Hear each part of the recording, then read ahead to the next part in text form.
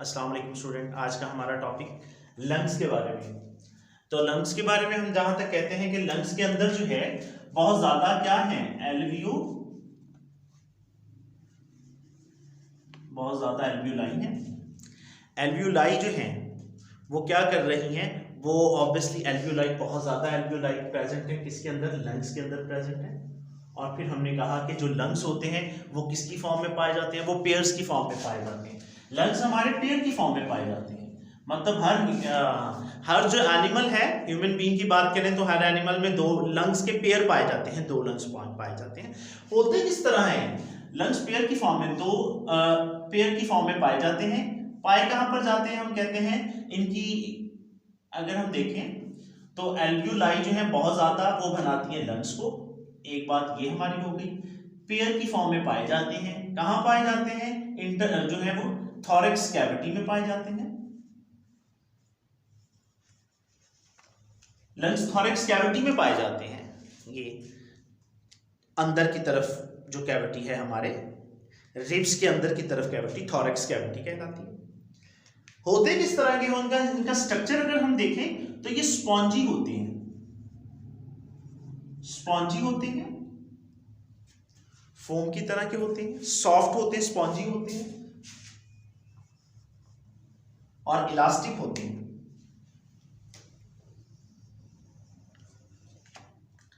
अच्छा जी, thorax cavity में तो पाए जाते हैं, लेकिन अगर हम बात करते हैं चेस्ट की बात करते हैं तो चेस्ट की, अगर हम चेस्ट के एरिया में रिब्स की बात करें, अगर हम इसको आउटरली देखें, इनर तौर पर हम देखते हैं, इंटरनली देखें तो थॉरेक्स कैविटी के अंदर पाए जाते हैं। तो इसका मतलब है अंदर तो ये सॉफ्ट हैं, लेकिन बाहर इनके पास जो ये रिब केज बनाया हुआ है रब ताला ने, ये जो पिंजरा सा बना हुआ है, ये तो खास तरह की हड्डियों का बना हुआ है। इसका मतलब है ये, अगर हम इधर फ्रंट से देखें तो ये 12 जोड़े हैं, 12 रिब्स के अंदर की तरफ है, जो हम कहते हैं हमारी 12 pair of rib, 12 pair of ribs हैं। 12 पेयर ऑफ रिब्स के अंदर 12 पेयर ऑफ रिब्स हैं, ये जिसको हम चेस्ट कह रहे हैं, जो हड्डियां आपको नजर आ रही हैं, ये पसलियां जिनको कहते हैं, इनको रिब्स कहते हैं। बैरूनी तौर पर देखें तो इन पसलियों के नीचे लंग्स पाए जा रहे हैं, और मैंने कहा अंदरूनी तौर पर उन लंग्स के बाहर जो है वो एक थॉरेक्स कैविटी है जिसके अंदर वो रखे हुए हैं। वो किस तरह के हैं, वो स्पॉन्जी हैं, इलास्टिक हैं, सॉफ्ट हैं, ठीक है। और उसके इर्द गिर्द जो पूरी जिसने सराउंड किया हुआ है, लंग्स को सराउंड किया गया है, वो एल्वियोलाई है, ठीक है। एल्वियोलाई ने पूरे लंग्स को सराउंड किया गया। और मैं ये भी कहता हूं कि एल्वियोलाई बेसिकली रेस्पिरेटरी स्ट्रक्चर को बनाती हैं। रेस्पिरेटरी स्ट्रक्चर को बनाने में एल्वियोलाई का किरदार है। और उसके बाद ये पेयर की फॉर्म में लंग्स पाए जाते हैं, थॉरेक्स कैविटी में पाए जाते हैं, स्पॉन्जी, सॉफ्ट और इलास्टिक होते हैं। 12 पेयर ऑफ रिब्स की बात करें तो 12 पेयर ऑफ रिब्स हैं, बैरूनी तौर पर 12 पेयर ऑफ रिब्स के नीचे पाए जाते हैं।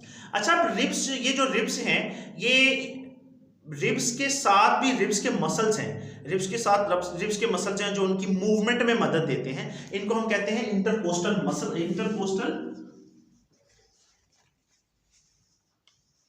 Intercostal muscles.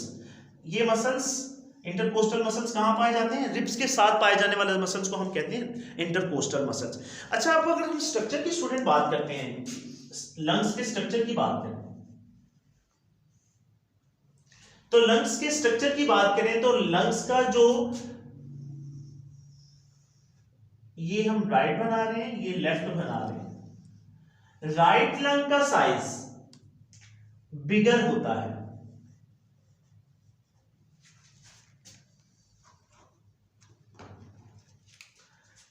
बिगर साइज होता है, राइट लंग्स बिगर होता है। राइट लंग स्टूडेंट, ये मार्कर चेंज करें। राइट लंग जो होता है वो बिगर होता है as compared to left lung के।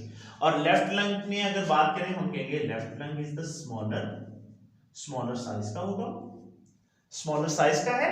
तो इसके अंदर दो स्मॉलर साइज का होता है और इसके अंदर दो लूप्स पाए जाते हैं, दो लूप्स होते हैं इसके अंदर। छोटा है, दो लूप्स हैं, ये बड़ा है, तीन लूप्स होंगे इसके अंदर। ठीक है। तो राइट और लेफ्ट लंग हमने पढ़ा, साइज स्मॉल, साइज जो है वो लार्जर, स्ट्रक्चर इसका है कि लार्जर होता है, लेफ्ट जो है वो स्मॉलर होता है, ठीक है। उसके बाद हमने जो है वो इसकी हमने देखा इंपॉर्टेंट रोल है। अब हम चलते हैं इसका स्ट्रक्चर भी अभी डिस्कस कर लें। तो अगर हम इसको माइक्रोस्कोपिकली देखें तो लंग्स में दो तरह की मेम्ब्रेन पाई जाती हैं। एक को मैं ग्रीन के साथ शो कर रहा हूं बेटा, और एक को मैं कर रहा हूं ब्लैक के साथ शो।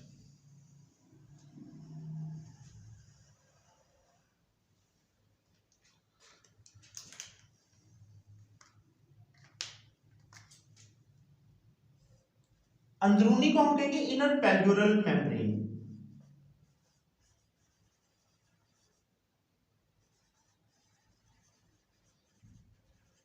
इनर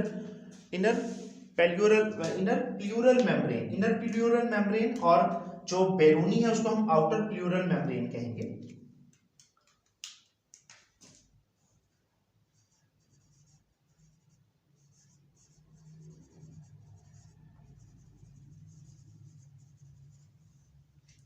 इनर और आउटर प्लूरल मेम्ब्रेन के दरमियान में खास तरह का फ्लूइड पाया जाता है,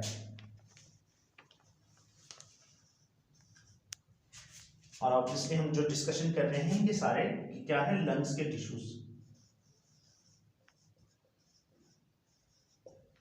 अच्छा बेटा, इनर और outer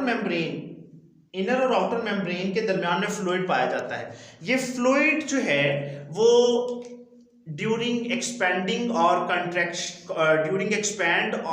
contraction of the lungs के एक्सपैंड और या एक्सीडेंटल कंडीशन में भी हम कह सकते हैं, एक्सीडेंटल कंडीशन में लंग्स की अगर कॉन्ट्रैक्शन और रिलैक्सेशन हो रही होती है तो उसको फटने से बचाने के लिए या एक्सीडेंटल कंडीशन को नॉर्मलाइज करने के लिए या लुब्रिकेशन का एज अ लुब्रिकेंट के तौर पर भी ये लुब्रिकेंट के तौर पर एज अ रोल प्ले करता है, लुब्रिकेंट के तौर पर।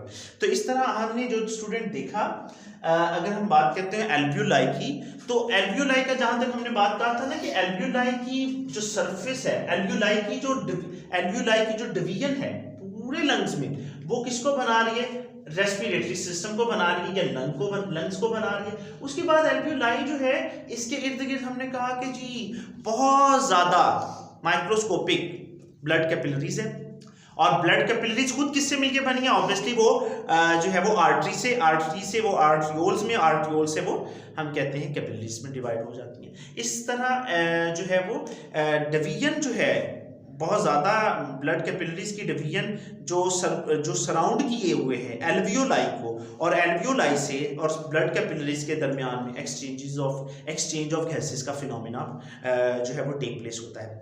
इसका मतलब है आज का जो जनरल हमने देखा जाए तो लंग्स के बारे में जनरल था कि लंग्स कैसे होते हैं, क्या क्या इनका क्राइटेरिया है, इनका स्ट्रक्चर कैसा है, साइज क्या है, ये चीज़ों को हमने डिस्कस किया।